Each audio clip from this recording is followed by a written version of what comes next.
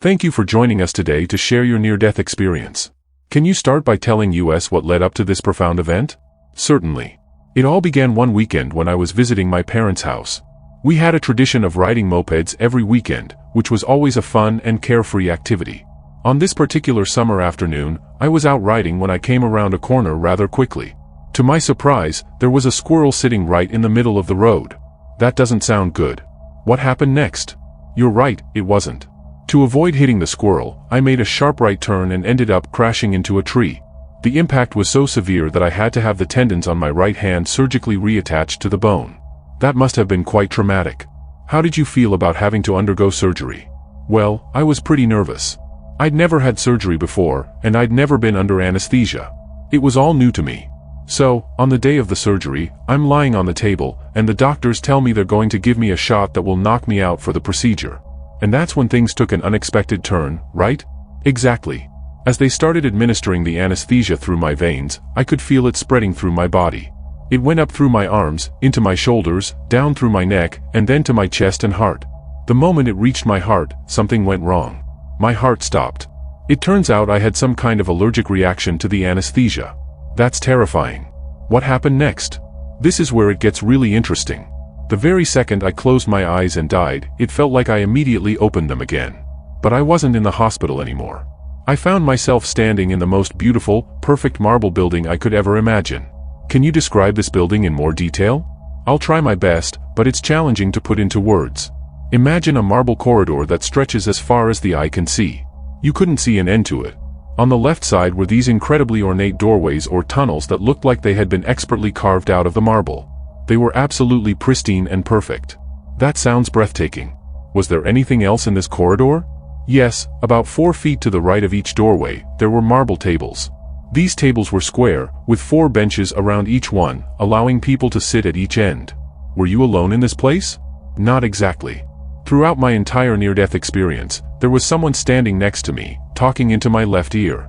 I never saw this person, but he was there, explaining everything I was seeing. What did this guide tell you about where you were? He told me it was an orientation center. At the time, I didn't think about the fact that I had been in surgery or that I had an allergic reaction and died. I was completely engrossed in what I was seeing. An orientation center? That's fascinating. What else did you observe? As I looked down the corridor, I saw 2 people sitting at each of the tables. It could be 2 men, 2 women, or a man and a woman, it varied. My guide instructed me to walk over and look inside the first doorway or tunnel. And what did you see when you looked inside? It was absolutely breathtaking. Inside the tunnel, I could see stars, as if I was looking out into a nighttime sky. I saw stars, planets, and entire galaxies. It was a truly magical experience. That sounds incredible. Did your guide explain the purpose of these tunnels? Yes, he did. He told me that these are the tunnels that people come through when they die and cross over to the other side. So, these tunnels are like pathways between our world and the afterlife? Exactly. Then my guide instructed me to look at the next doorway to my left. As I did, I saw a man coming through. He had his right hand on his left chest, like someone experiencing chest pain or a heart attack. Did your guide explain who this man was? He told me the man had indeed died from a heart attack. The man looked very dazed and confused about what was happening. Then, the woman sitting at the table in front of his doorway stood up, walked over to him, took his hands in hers, and led him to sit across from her at the table. It sounds like she was there to help him. What happened next? My guide told me to watch what would happen to the man. As I observed, something incredible occurred. This man, who looked to be in his 80s when he first appeared, began to change as he talked with the woman. He became younger and younger until he looked like he was in his late 20s or early 30s. That's remarkable. Did your guide explain what was happening? Yes, he did. He explained that the woman's job as an orientator was to help people remember that they had just finished a lifetime and that they were now home. Whether you call it heaven or the other side, that's our true home. That's where we exist for eternity. So, this orientation process helps people transition and remember their true nature? Exactly. When she finished talking to him and he was back to his younger self, he stood up and walked to the right of the table. He descended 3 marble steps into a garden. Can you describe this garden? It was absolutely beautiful, but it's so hard to describe adequately. The flowers, plants, bushes, trees, and even the grass seemed almost alive. It was unlike anything I've ever seen on Earth. What happened to the man in this garden? As he walked into the garden, there were many people there to greet him. They were hugging him, kissing him, welcoming him home, telling him what a great job he did and that he was back home again. It sounds like a joyous reunion. It truly was. My guide explained that when we die, we go through a tunnel, have an orientation if we need it, and then are welcomed by our loved ones. He also mentioned that not everyone needs the orientation. Children, for example, don't usually need it because they've just recently come from the other side. That's interesting. So the orientation is primarily for those who've lived longer lives and may have forgotten their true nature? Exactly. The orientation is for people who may have lived a long life and had forgotten where they really came from. That's where those counselors really come into play. This is all fascinating, John. What else did you experience? Well, my guide then took me to various places on the other side.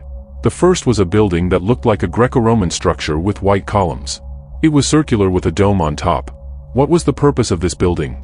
My guide told me this is where we plan our lifetimes. He explained that all of our lives go through a planning process, and we plan them with our main guides before we come into life. This showed me that life isn't just a random accident. There's purpose and reason behind every lifetime we lead. That's a profound concept.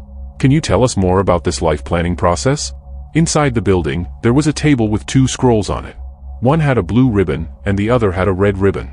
My guide explained that these are the scrolls where we write the major points of our lifetime, and everybody has these scrolls.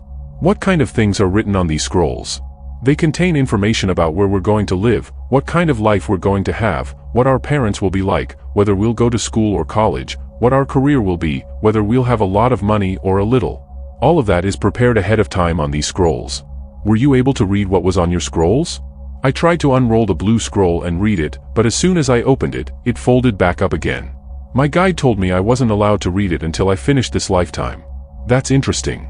So we plan our lives but don't remember the plan when we're living it? That's right. My guide explained that we forget it because if we knew what we were supposed to do, we wouldn't be testing ourselves. On the other side, everything is perfect and beautiful, so it's hard to experience learning something. We come to Earth to learn lessons and grow in ways we can't in the perfect environment of the other side. That makes a lot of sense. What other places did your guide show you? The next place was the largest building I had ever seen. It was a massive library, ornate and beautiful. There were people walking around, sitting at tables and chairs, looking for books. It was bustling with activity. What kind of information was in this library? My guide showed me different sections. On the left side of the library, there were study rooms. In one of them, I saw a woman watching what looked like a flat-screen TV. She was observing a battle that had happened between Native American Indians and the American cavalry some 200 years ago. How is that possible? We didn't have video cameras back then. I asked my guide the same thing. He explained that everything we experience on Earth is recorded by God. It's possible to go back and look at any period of history anywhere at any time and see what really happened. That's incredible. So this library contains all of history? Yes, and not just that. My guide explained that on the other side, we don't just sit around playing harps. We actually go to classes, lectures, concerts, and libraries. The whole idea behind the other side is learning and growth. Those who love to learn and grow continue to do so in the afterlife. It sounds like there are many opportunities for learning and growth. What else did you see in the library? My guide showed me that you're not limited to just watching events. You can actually step into living history on the other side. He explained that there's a place where you can walk into events from the past and experience them firsthand, the sights, smells, feelings, everything. That's fascinating. It's like a more advanced version of virtual reality. Exactly. You can do this with any historical event or even your own childhood. It's similar to the holodeck in Star Trek, where you can go back and see everything in history that you want to see. What other buildings or places did your guide show you? The next place looked like a covered stadium. When I walked in, I realized it was a massive planetarium with thousands of seats. It was empty when we arrived, but a voice instructed me to sit down for the show. What kind of show was it? It started by showing all our planets, Uranus, Jupiter, Mars, Saturn, all of them. The voice said, "When you look at the stars, this is what you see," referring to how we see the universe from Earth. Then it changed, and the voice said, "When we look at the stars, this is what we see," meaning those on the other side. And what did that look like? It was incredible. Hundreds, then thousands, then hundreds of thousands of different planets appeared. They were all different colors: brown, blue, green, orange, red. The voice explained that there is far more life in the universe than we can possibly know about. That's mind-blowing. Did your guide explain more about these other planets? Yes, and this is what really amazed me: Earth is not the only place we can go to have a lifetime. Apparently, All these other planets don't have the negative aspects we experience on Earth, like death, sickness, accidents, wars, starvation, or corruption. So why do souls choose to come to Earth if it's so challenging? My guide explained that people come to Earth because it's the hardest planet of all. The negative experiences here allow us to learn quickly. In order to advance our souls rapidly, we come to a place like this, where sometimes it feels like everything is so heavy and hard. That's a profound perspective. It might help people understand why we face challenges in life. Exactly.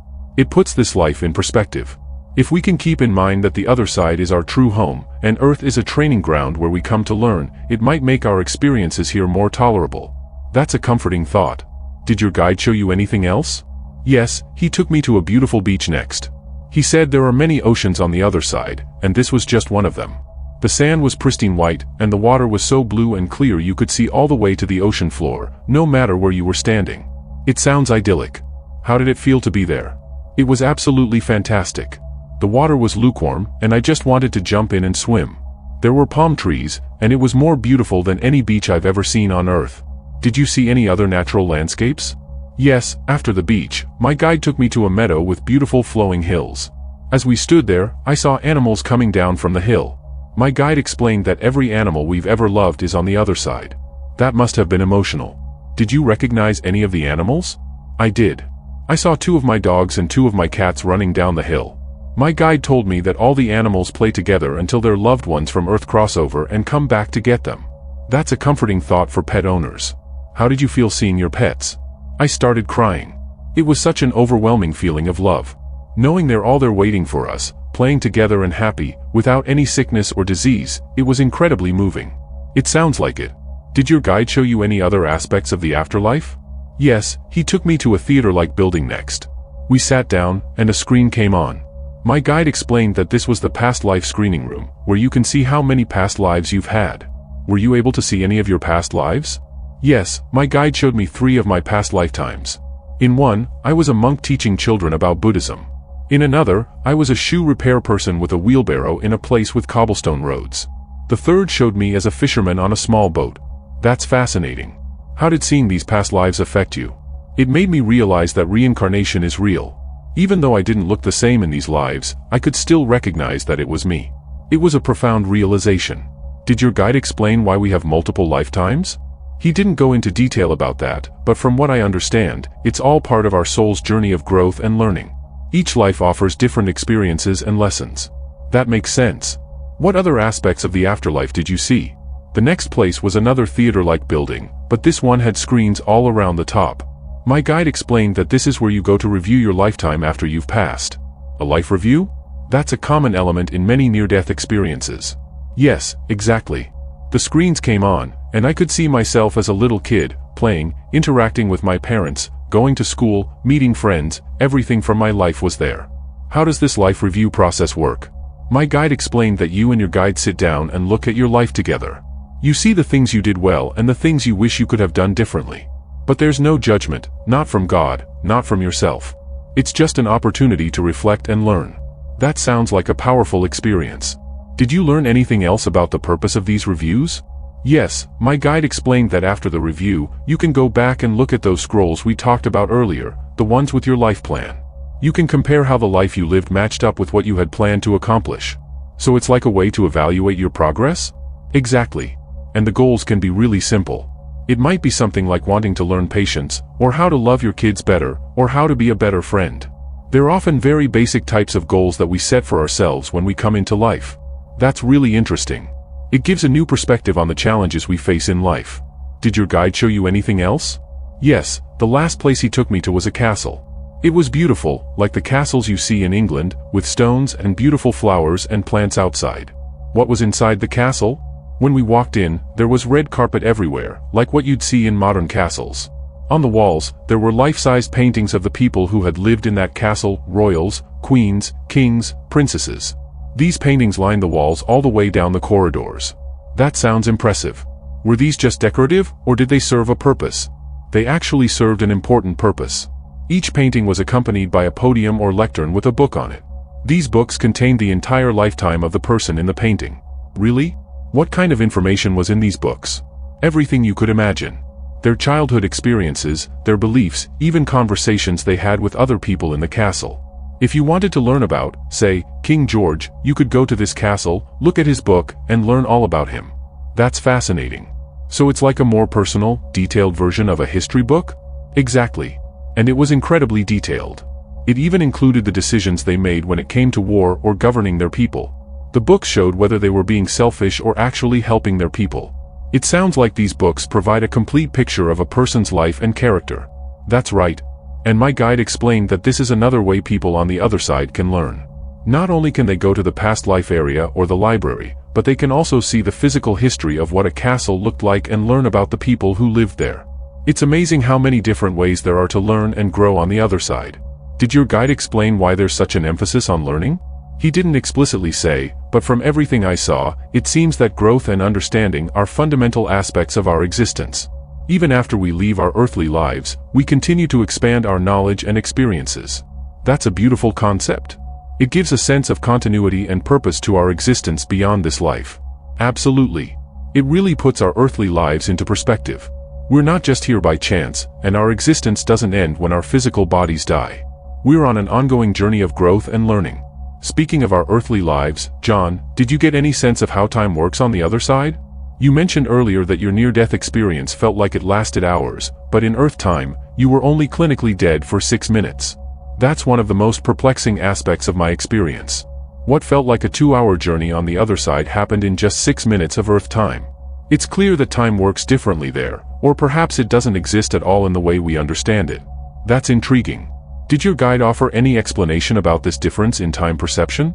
He didn't address it directly, but from what I gathered, time as we know it doesn't exist on the other side. Everything seemed to happen in an eternal present. That might explain why we can plan lifetimes that last 80 or 90 years from the perspective of the other side, because from there, it doesn't feel like a long time at all. That's a fascinating perspective. It reminds me of something you mentioned earlier about life planning. You said that from the other side, a lifetime might seem like just a short experience, which is why some souls might take on challenging lives that seem overwhelming to us here on Earth. Exactly. When you're on the other side planning a lifetime, it might seem like it's only going to last for what feels like a few hours or days. The concept of 80 years doesn't have the same weight it does for us here on Earth. They just think, I want to go in and learn this lesson. I want to know what this feels like. I want to grow from it. That's a profound insight, John. It could help people understand why we might choose difficult life experiences from a soul perspective. Yes, and I think it's important to remember that these choices are made from a place of perfect love and understanding. We're not being punished by choosing difficult lives, we're giving ourselves opportunities for growth. That's a comforting thought. Now, John, I'm curious about something. After seeing all of these incredible things on the other side, how did your experience end? Were you given a choice to come back? Interestingly, I wasn't given a choice. The last thing I remember is the bright figure telling me, you must tell them there is no death. The very next second, I woke up back in the hospital with doctors looking down at me, saying, he's back, he's back. Wow, so it was quite abrupt. How long were you clinically dead? The doctors told me I was physically dead for 6 minutes. It's still hard for me to reconcile how I could have experienced so much in what seemed like hours, when only 6 minutes had passed here on Earth. That must have been disorienting. How did you process the experience after you came back? It took me about 2 weeks to really start to understand what I had experienced. I went to libraries and tried to find books on near-death experiences, but there weren't many available at the time. I did find a couple and began to realize that what I had was indeed a near-death experience. You mentioned this happened in 1985, right? Near-death experiences weren't widely known about then. That's right. It was around the time Raymond Moody's book, Life After Life, came out, but the concept wasn't as well known as it is today. I felt pretty alone in trying to understand what had happened to me. How has this experience affected your life since then? It's had a profound impact on every aspect of my life. The most immediate effect was that I lost all fear of death. Knowing what awaits us on the other side, knowing that our loved ones are there and that we continue to grow and learn, it's incredibly comforting. That must be liberating. Has it changed how you live your life day to day? Absolutely. I have a much greater appreciation for life and the experiences we have here. Even the challenging ones, because I understand their opportunities for growth. I also feel a strong sense of purpose in sharing my experience with others, just as I was instructed to do. Now, I'd like to dig a little deeper into some aspects of your experience. You mentioned that we plan our lives before we come here. How do you think this concept of life planning relates to the challenges and suffering we experience on Earth? That's a profound question. From what I understand based on my experience, we choose certain challenges or difficulties in our lives for the purpose of growth and learning. It's not about punishment or karma in a negative sense, but about giving ourselves opportunities to evolve spiritually. But surely, nobody would choose to experience tragedy or loss, would they? It's hard for us to comprehend from our earthly perspective, but from the other side, these experiences are seen differently. They're viewed as opportunities for profound growth, not just for ourselves but for others around us. For example, a soul might choose to experience a serious illness to learn about courage, or to inspire others, or to give their loved ones an opportunity to learn about compassion and caregiving. That's a challenging concept for many people to accept, especially those who are in the midst of suffering. You're absolutely right, and I completely understand that. It's not meant to diminish anyone's pain or suffering. These experiences are real and often incredibly difficult. The key is to remember that from the soul's perspective, before coming into this life, these challenges were seen as opportunities. But once we're here, living through these experiences, it's natural and okay to find them difficult. That's an important distinction. Now, you mentioned that Earth is one of the more challenging places to incarnate. Can you elaborate on that? Sure. From what I understood, Earth is unique in the level and variety of challenges it presents. We have everything from physical ailments to emotional traumas, from natural disasters to human-created conflicts. Other realms or planets don't have the same level of duality and struggle. So why would souls choose to come here instead of incarnating in these other, less challenging realms? The main reason is the potential for rapid growth. Because of the challenges and the duality we experience here, the contrast between joy and sorrow, love and fear, peace and conflict, we have the opportunity to learn and evolve at an accelerated rate. It's like choosing to take an intensive, challenging course instead of a more leisurely one. You might struggle more, but you'll also grow more quickly. That's a helpful analogy. Now, let's talk about the life review you mentioned. How do you think this process contributes to our soul's growth? The life review seems to be a crucial part of our soul's journey. It's not about judgment, but about understanding and learning. We get to see not only our actions but their effects on others. We experience things from other people's perspectives. This deep understanding helps us grow in empathy and wisdom. That sounds like a powerful experience. Do you think this life review influences the planning of future lives? I believe it does. The insights gained from the life review likely inform the choices we make when planning our next incarnation. If we see areas where we struggled or lessons we didn't quite master, we might choose to focus on those in our next life. That makes sense. Now, I'd like to ask about the animals you saw. Many people find comfort in the idea that their pets will be waiting for them in the afterlife. Can you tell us more about what you saw and understood about animals on the other side? Certainly. What I saw was incredibly comforting. The animals I observed were happy, healthy, and full of life.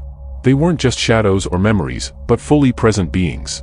I saw my own pets, which was an incredibly emotional moment for me. That must have been a beautiful reunion. Did you get any sense of the relationship between humans and animals on the other side? Yes, it seemed that the bond between humans and their animal companions continues on the other side. The animals I saw were clearly waiting for their human loved ones. But they weren't sad or lonely, they were joyful and at peace, playing with other animals. That's a comforting thought for many pet owners. Now, let's talk about the library you mentioned. The idea of being able to access all of history is fascinating. How do you think this repository of knowledge contributes to our growth on the other side? The library seemed to be a central part of the learning process on the other side. It's not just about accumulating facts, but about truly understanding the experiences of others throughout history. Being able to not just read about events, but to actually experience them firsthand through something like the holodeck you mentioned earlier, that's a level of learning and empathy that's hard for us to imagine here on Earth. It certainly sounds like a more immersive and comprehensive way of learning. Now, you mentioned that we can incarnate on other planets. Did you get any sense of what these other worlds are like? I didn't get specific details about individual planets, but I understood that they offer different types of experiences and lessons.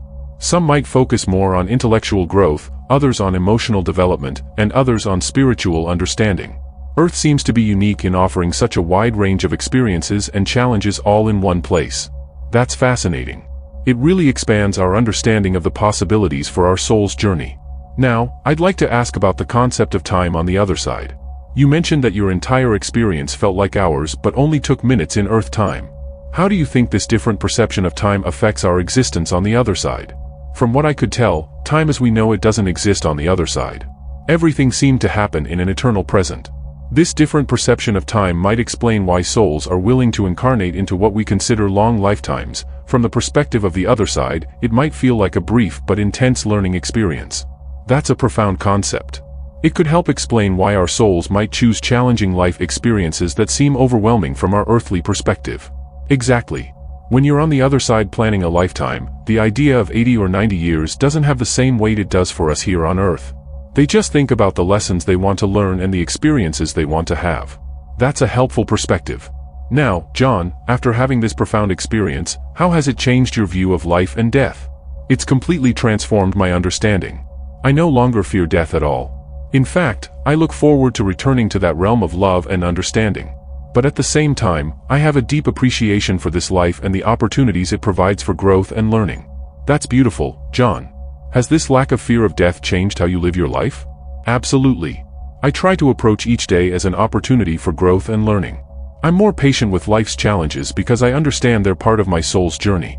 And I feel a strong sense of purpose in sharing my experience with others to help them understand that there's so much more to our existence than just this physical life. That's incredibly inspiring, John. As we wrap up our conversation, what message would you like to leave with our listeners? I would say this: remember that you are more than just your physical body. You are an eternal soul on a journey of growth and understanding. The challenges you face in this life are opportunities for that growth. And most importantly, death is not the end. It's a transition back to our true home, where we are surrounded by love and continue our journey of learning and evolution. Thank you so much, John. Your experience and insights are truly profound, and I believe they will bring comfort and understanding to many of our listeners. Thank you for having me. It's been a pleasure sharing my experience with you and your audience. And thank you to all our listeners for joining us on this episode. Remember, what we perceive as being buried might actually be us being planted, ready to grow into something beautiful. Until next time.